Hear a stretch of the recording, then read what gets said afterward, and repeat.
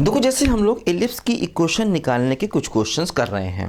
देखो ध्यान दो, जैसे यहाँ पर हमें इक्वेशन ऑफ एलिप्स चाहिए है और उसका सेंटर दिया गया है, फोकस भी देखो यहाँ पर दिया गया है और एसेंट्रिसिटी भी देखो यहाँ पर दी गई है। देखो कैसा एलिप्स है ये, देखो ध्यान दो, सेंटर 0 0 है, फोकस है 0,4। मतलब देखो इस टाइप का कुछ ये एलिप्स है। ये एक्स एक्सिस है, ये वाई एक्सिस है। देखो सेंटर 0 0 है और फोकस क्या है 0,4। तो 0,4 का मतलब यहाँ कहीं फोकस होगा 0,4। तो मतलब देखो ये कुछ इस प्रकार का एलिप्स बनेगा ऐसे करके, है ना। इसका सेंटर क्या बोलो 0,4।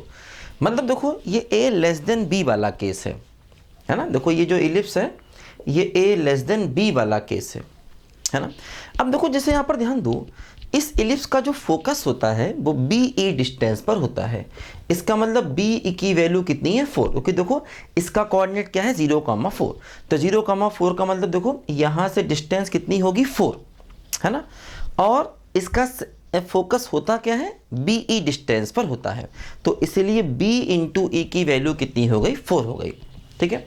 अब देखो e है 1/3, तो e की वैल्यू पुट कर देंगे 1/3 इक्वल टू 4। देखो b इक्वल टू 12 हो गया, है ना। e की वैल्यू कितनी बोलो 1/3, तो देखो b इक्वल टू 4 हो गया। अब देखो ध्यान दो, इक्वेशन ऑफ एलिप्स यहाँ पर तभी मिल पाएगी जब a भी निकल आए। देखो रिलेशन क्या होता है a और b में, देखो ये होता है a square equal to B square 1 minus E square, है ना। ये रिलेशन होता है a और b में, है ना, इस वाले एलिप्स के केस में, ठीक है।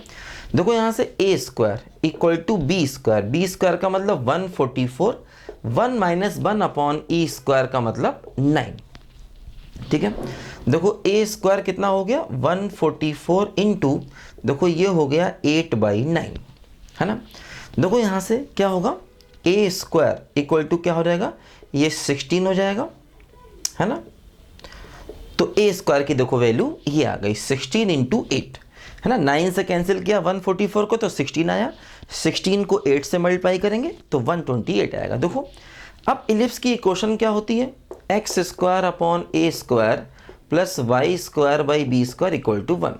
तो x square by A square 128 और y square by B square का मतलब 144 इक्वल टू 1। देखो ये हमारे एलिप्स की इक्वेशन का आंसर आ गया, है ना। तो इस तरह से हम लोग एलिप्स की इक्वेशन को निकाल सकते हैं। देखना पड़ेगा किस प्रकार का ये एलिप्स है ना, कैसा देखो ये एलिप्स है, ये हमको देखना पड़ेगा, तभी हम एलिप्स की इक्वेशन को निकाल सकते हैं, ठीक है। लिखो बच्चों ध्यान से पहले इसको जल्दी से।